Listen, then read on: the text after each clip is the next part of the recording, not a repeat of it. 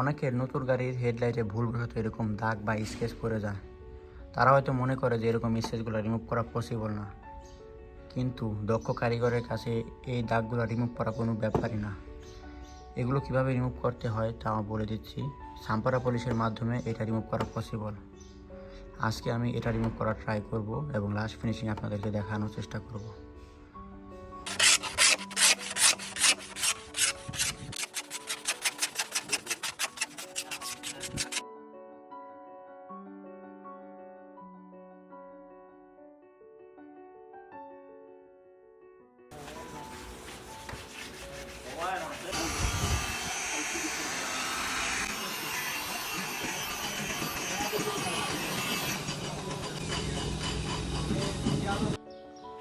লাইটটা পলিশ করা শেষ, লাস্ট ফিনিশিং এই দেখেন। কোন জায়গায় খারাপ ছিল, কোন জায়গায় স্কেচ ছিল, কেউ কি ধরতে পারবে?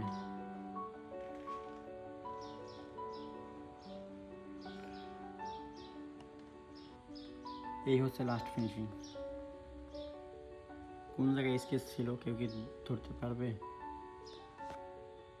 এই বানানো ছিল। তো কেমন হলো জানাবেন।